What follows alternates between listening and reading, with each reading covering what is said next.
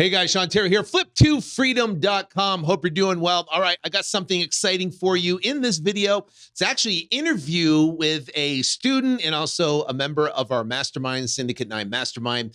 And he's going to share his unbelievable growth that he's had. And he's going to case study a deal where he just closed a deal outside of Austin for made $474,000 on this one deal.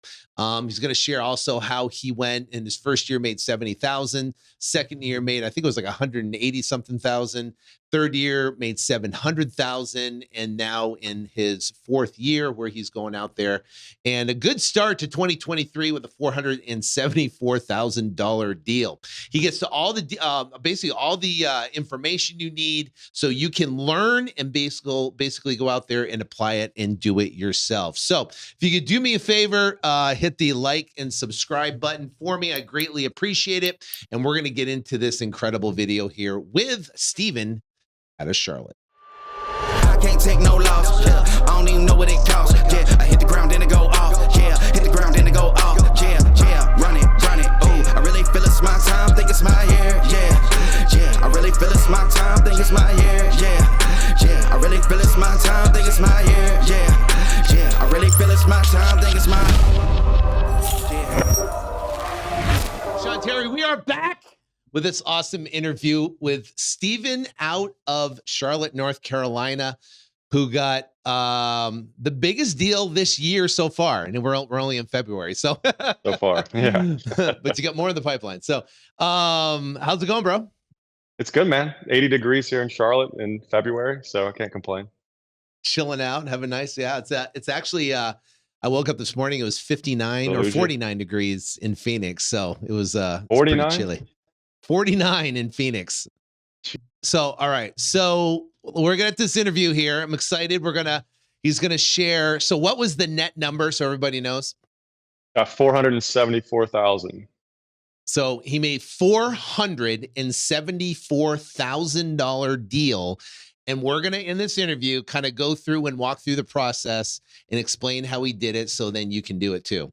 All right. So first off, how long have you been doing real estate? Are you like this seasoned veteran of, 30 years of doing deals, or you are 30 years old? Yeah, I'm 30. Yeah. No, I got my real estate license because that's what you're supposed to do, right? To be an investor in 2015. So I did that for a couple of years, and then I found out wholesaling in 2017, dabbled with it till about 2020, and then just decided to take it serious in 2020, started a company, and here we are. Go back to 2023. So we're in 2023 right now. So 2020. All right. So 2021, you did 60, but kept most of it. 2022, you did 186,000. Oh, 2020. Yeah. 2020, you kept 60. 2021, you did 186. In 2022, you did over 700. Nice. That's a huge jump, dude. 700,000. That is crazy. Yeah. Yeah. That's hiring and getting in that group. Honestly, that was the two biggest things. And 75 hard, I think. When I started focusing more on building discipline and persistence and grit and those types of tenets, that's when I saw the most growth. I always knew kind of what to do. I just couldn't get myself to do it consistently. And I always thought that there was something that I just didn't have. There was some special trick. There was some magic list or, these things that people push around. And it wasn't really until I just was like, look, I'm just lazy. I'm just being lazy and it's on me and I got to step up and I just got to do it. And then that's when things started to turn around. All right. So just so people know, so you went from 186 to 700, and the talk about like three of the biggest contributing factors that took you from 186 to 700, because that's a huge jump. So what would you call those three? What the first one you talked about 75 hard and in discipline, but specifically in the discipline of your in from going from lazy to doing it, what does that look like for someone if they were going to adopt that in their life Is it waking up early, going to bed later, working harder, morning routine? What does it look like? I think it's kind of all those things. It's not necessarily how early you wake up. I think it's just keeping the promises that you make to yourself. So if you say you're going to do follow-up calls, if you say you're going to send a list for X amount of days or whatever it is, you just keep doing those things regardless of whether you feel like it or not. I think Mm. for me personally, I tried to get the belief before I would do it, and the belief comes while you're doing it and as you're doing it. And as you do it consistently, you show up consistently, you start to see results. And then the belief comes and it just snowballs. And then you look back after a year and you're like, how did I get here? Mhm. So you contribute 75 hard, because 75 hard, you're committing to working out in the morning, working out in the evening, right? And I'm sure there's plenty of, and you have to eat certain way, right? Yeah. And so there are certain, times when you don't feel like it. It's at night. You don't want to go. It's cold outside or whatever's going on, or you want to go, Yeah. meet your friends at the bar or something like that. And you have that conversation with yourself, right? And you Yeah. don't want to go, you have other things to do, but you're committed to doing that. What is that conversation? How did you get yourself to actually be disciplined and do it? Just committing to the result. So I think the problem is people start having a conversation with themselves. You're going to have the voice that says, don't do it. And you're going to have the voice that says you need to do it. And I think in that moment, you just use that as a trigger to go do it because you know you need to. And you know, if you don't, it's going to chip away at your self esteem and it's not going to be net positive for you in the long run. So it's been so huge, that and literally just Wow. the mental side of things of, I mean, whenever Byron, and you mention it all the time about focusing more on, how you see the world, your mindset. And we always talk about the tactics and the list and what lead it came from and what script you're using and all that stuff. But don't look at somebody and say, oh, I hate their shoes, or, oh, why is all that trash on the ground? I always try to find oh, those flowers are good. Or I appreciate their confidence in wearing those shoes. It's Hmm. just trying to find the positive, uplifting type of view. When a deal's falling apart, there's going to be another one versus the world's ending. Like these little shifts in your mindset has made a Mm. huge difference in not only just stress levels, but it seems like results. Oh yeah. Well, obviously, Yeah. it's definitely done it. Okay. So how do you take that when you have the conversation, you're going to go work out, you're having that conversation with yourself and your mind is saying, don't do it because you don't feel like it. And then you have that trigger. How do you relate that now to business? How do you relate it to wholesaling, what we're doing? Is it, making that extra call, or is it going on that appointment or picking up the phone when you don't really want to? How do you relate that to the actual business? Yeah, I mean, I think they go hand in hand. It's really just about, for the working out or the 75 hard, I committed to doing the program. So I committed to working out twice a day, drinking the gallon of water. And so no matter what happened, I had to do Mm. those things. So with business, if I know that I have to do XYZ today, no matter what happens, I have to get those done. It's the same. You still have the voice that's trying to convince you not to do it tomorrow. And then you have the voice that says, you need to do it today, and then you just do it. I really think it's that simple. Cool. It took me a long time to figure it out, though. I think, well, dude, I'm telling you, everybody had that is it's called avoidance rationalization. So what you do is you rationalize a way to avoid what's supposed to be done, and you can and everybody has certain triggers of avoidance rationalization. They could be, I'm too tired, or I'll do it tomorrow, or I did this and this today, so now I Yeah, get to reward myself. I don't have to do this now. So it's understanding what those avoidance rationalizations are for each person and being able to recognize it, pivot, and then just do it. And that's exactly what you did. All right. So two yeah. more. Okay, so Two more things that brought you from 186 to 700,000. You said being part of a group. yeah, the mastermind definitely. I would say that one's definitely in the top three. Getting around people, I think the mastermind helped me for two different ways when I look at it. The main one that I realized second I heard the first person present at the first meetup I came to was, I'm just like all these people, and they're doing this and I can do it. So it got me within arm's distance, touching distance of people who were doing what I wanted to do. It made it real. It's one thing to see Yeah. it on YouTube, but it's another thing to be in the same room with them and have conversations and see that they all struggle. They all don't want to do the things that they know they need to do. Right. And they do them anyways. And so that was a huge one.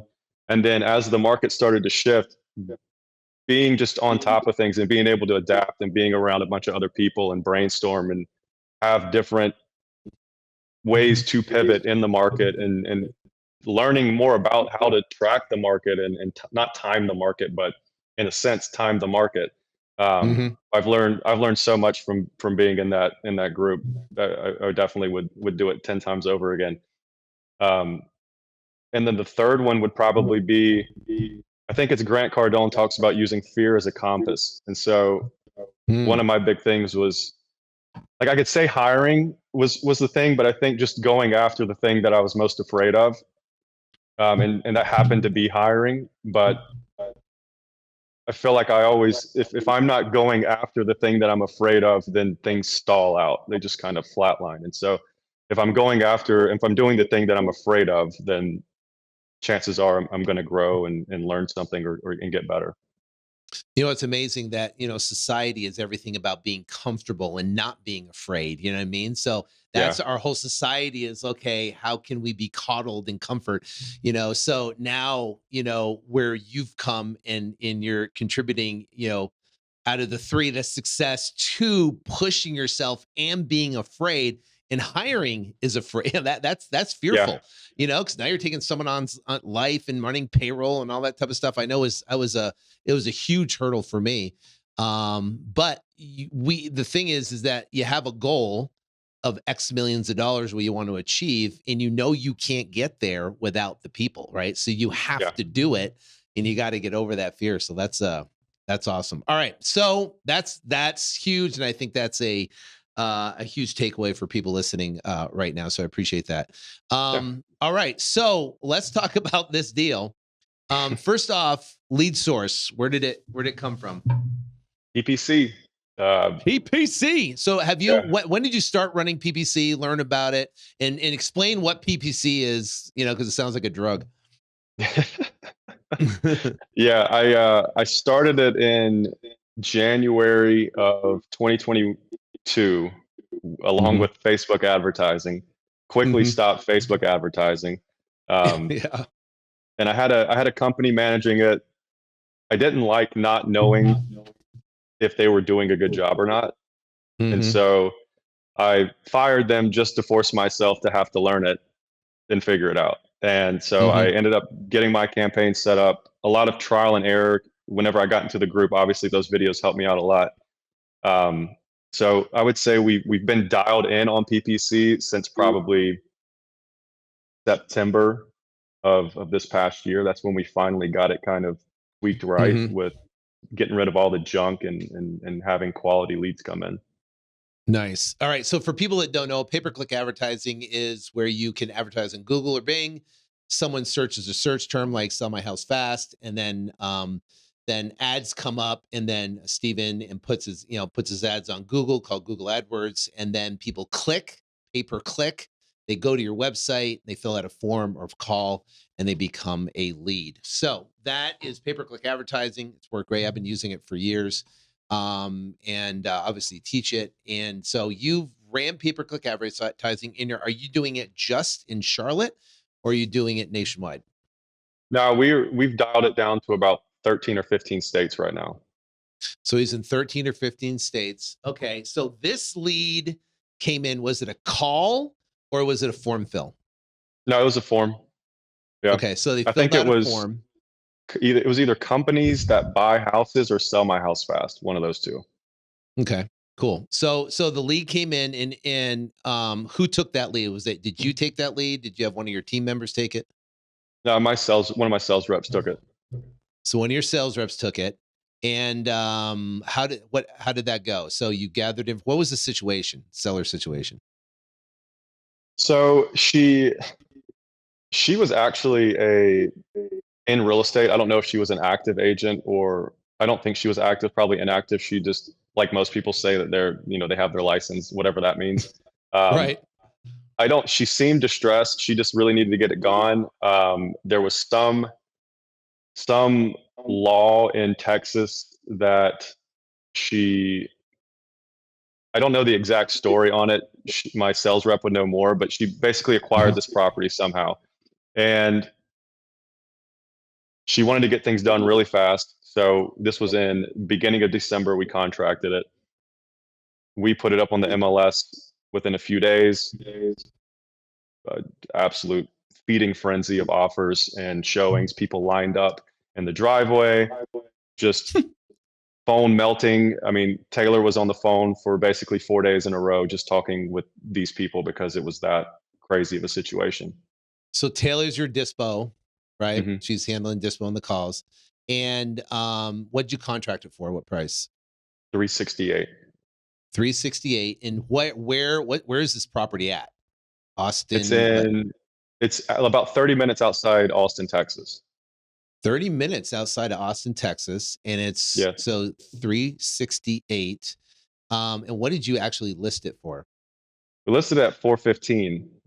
Um, And who yeah, who picked that number? that's what the calculator said. But the thing we didn't know we didn't know what no zoning, how valuable that was going to be, because it was a no zoning property. It was, I think it was a restaurant. It looked like a single family house, but it was on Oh, major highway. And so my sales rep, when she initially called me, and she was like, "I think we have something here. My gut tells me this is going to be a big one. I think we could sell it for 500,000 to 600,000." I'm like, "I think we need to contract it a little less than 450. So how about you hit her with 368?" And she hits her with 368, and she takes it pretty much immediately. Uh, and then after the fact, I'm like, I'm an idiot. We could have almost missed out on that just for trying to squeeze her down a little bit. But uh, yeah. It's almost kind of good. Like sometimes you don't know what you don't know, right? So oh yeah, it's always what you don't know that ends up getting you. But yeah, she was really motivated, and we listed it at 415. First day, we got offers under asking, at asking. The next day, we got an offer at 500. The next day, one at 600. The day after, one at 700. The day after that, one at 868 or 870, something like that. And we were just like, "This isn't real," and we signed it. It was all cash. right. So, and we'll get to the offer here, but tell me about this no zoning thing because that's new to me, right? So you got Yeah, this me too. house, and it's what is that? What's the value there? So I think it just opens it up to a bigger pool of buyers. And that's the only thing I could put my finger on. We called the county, asked them what is no zoning, and they're just, it's no zoning. Like, it just doesn't have zoning. It's one of those Texas things. Yeah. Only in Texas, no zoning.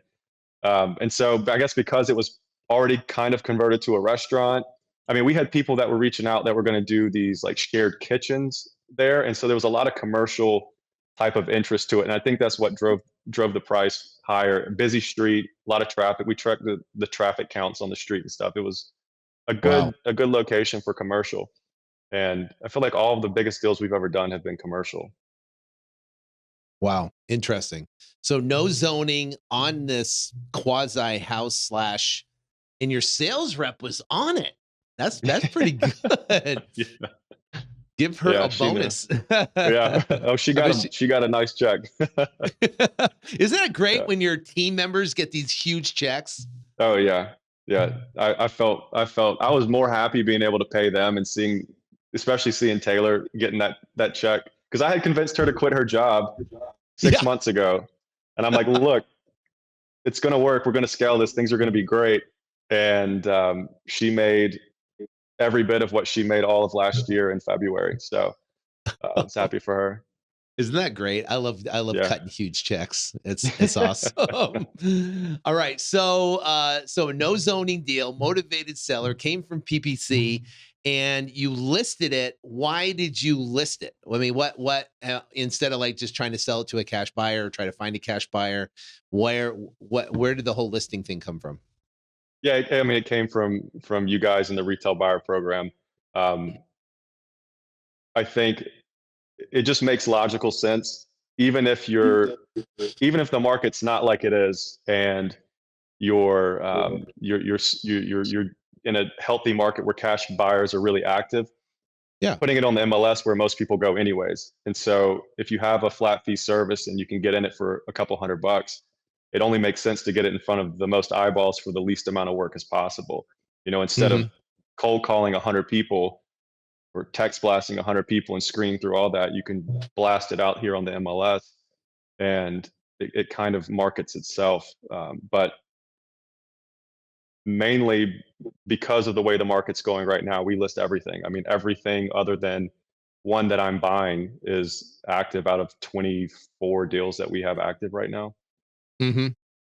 Nice. Yeah, I mean that's exactly what we're doing. We're doing the exact same thing. We're Yeah. every property we're listing, and we'll either be opportunistic for a cash offer, or or a conventional or FHA, VA, whatever it is, Yeah. be able to close those deals. So, I mean, and I we get think cash 90% of the time.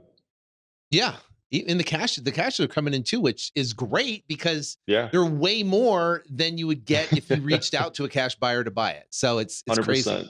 Yeah. Yeah.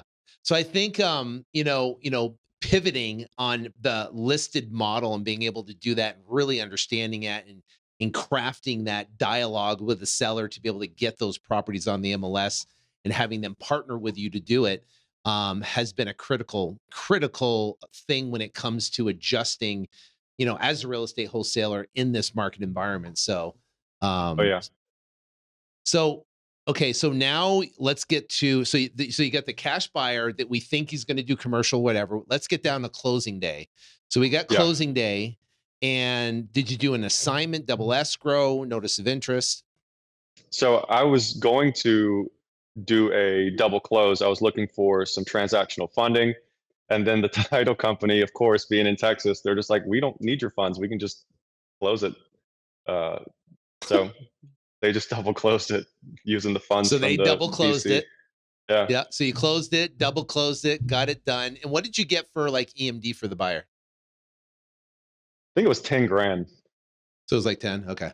Yeah, but he was doing a 1031. He had already identified, and all the paperwork was already sent to title company. So he was pretty locked in. And again, that's another reoccurring theme. Both the two biggest deals that we've ever done, both commercial, both 1031 exchanges. Wow. Yeah. Yeah. So it makes you think a little bit. Maybe do some Yeah. direct mail to a little bit of, some weird commercial properties in the middle of Yeah. Texas, Yeah. see what you get. Well, hey, Ahmad in the group there, right? He's Yeah. got that land deal, 1.4 I know. million or whatever, 1.2 million or whatever it was. Yeah. Just trying to keep up with 1.2 him. million. I know. But okay, so now bring me to the point where, did you get a wire or check? Yeah, it was a wire. So you get a I just wire. looked at the account one day and I was like, well, that looks a little different. So you get a wire into your account for $474,000. Was that kind of surreal? With just like that, just on one deal? Yeah. Yeah. To say I was full of gratitude in that moment was an understatement. Yeah, that's incredible. Awesome. All right, so no snags, no title issues, no like headaches, no jumping through hoops to get it closed, or was it pretty smooth after you got that 800 offer? She was kind of getting some cold feet late December. Taylor was visiting her family for Christmas, and Taylor just kind of handled it, didn't really tell anybody, and took care of it. And so there was a couple issues getting from her, and but it was, I mean, compared to some of these, it was a piece Yeah. of cake. Honestly, it wasn't that bad.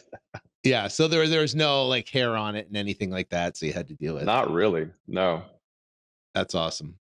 All right, so there are people watching right now, right? That are they're they're in the beginning phases. They're in their first year. They're still trying to figure it out. The market has shifted a little bit, and they see this in their obviously this is unbelievably inspiring, right? And they're doing this and they're like, what, when it wasn't working, or you're just kind of digging through, What word of advice or, either inspiration you could give them just to keep moving forward? Yeah, I mean, my first year, my average deal size was $8,000. My second year, it was 22,000. My third year, it was in the 30s, and right now it's like 200,000. But it's a little skewed from this deal. But Yeah. I didn't get this deal until 3 years in. I mean, the Right. only reason I got this deal is because I didn't stop. I just kept doing it over a long enough time period. And you're going to have deals that are 3,000. You're going to have deals that are 20,000. You're going to have deals that are 30,000, and then every now and then you'll get one that's really big. But you don't get those unless you keep doing it. So just keep doing it. That's really all I can say. I mean, Well, yeah, it's keep moving forward. It's like you yeah, you keep talking to sellers, making offers, getting properties under contract, evaluating what you're doing wrong. Definitely surrounding yourself with other people that are doing what you want to do. Even yeah, just imagine if someone was in the room with you. You could give someone 3 years of experience that they could learn on stuff yeah, that you've already been through. That you know how to do, and that's what's good, about watching these interviews and surrounding yourself around other people and stuff like that. But so okay, so now for the rest of 2023, are you going to take the year off? no, no. I think if anything, I'm like Double even down. more. Yeah, I'm just like more focused to because I know this was one of those. They don't happen. This isn't the rule. This is the exception, and so Hmm. it's not something that I need to base the projections because the projections are all screwed up if you just plug in the numbers.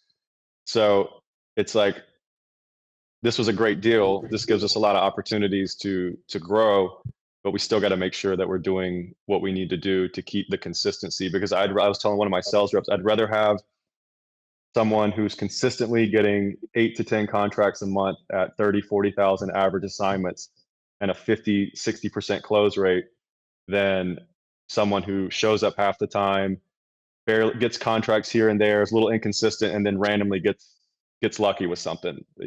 Right. I would rather just have the consistency. And so these are great. It's like icing on the cake, but focusing on the consistency and the day to day type of stuff. Right. So now, like, moving forward, where do you what is your income projection based upon your like goals you set for January and stuff? And now obviously this might change it a little bit, make it obviously more, but where do you think you will end up at the end of the year? Or what's your goal at least? So our goal at the start of the year was 2.5 million gross. Hmm. Um, I don't see why we won't hit that. Every year that I've set a goal, it's been 90% of me is like, yeah, right. And Hmm. 10% of me is like, well, we're going to go for it anyways. And we've hit it every year, which tells me that it's probably been set a little too low. Um, and so I don't even really focus on it. I just Yep. make sure that we're doing things day in and day out and doing what we need to do. And I feel like it kind of Yeah. takes care of itself. Yeah, I mean, I take it. I just reverse it down to the smallest metric. Do you know what I mean? Yeah. That we're actually, and then focus on doing that small metric every single day and improving on the metrics that need to be improved on. And then if you look up, you're going, "Oh man, we did it and exceeded," or we missed it, and Yeah. here's why. You know, Yeah. so that's awesome. So how old are you? I'll be 32 on next Saturday. Nice. Well, happy Yeah. Thank birthday. you. That's an incredible birthday present, man. Holy and Christmas present and New Year's present. It's like it's awesome. Awesome. Well, congratulations. All right, Steven. So if someone wants to get a hold of you, want to reach you out, how what do they do? Instagram, Twitter, whatever, how they get a hold of you? Yeah, they can reach me on Instagram. It's at Steven Kaiser with 2 R's. At Steven Kaiser. We'll put that at the bottom of the video there. We'll put it in the description down there, and you can reach out to Steven, and I'm sure he'd love to hear from you. So, congratulations, dude. Much appreciated. Great interview. Awesome.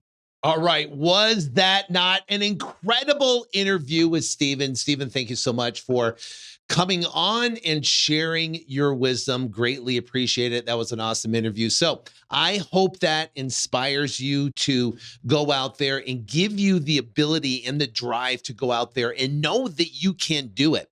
There is obstacles. You will get in your way in your head.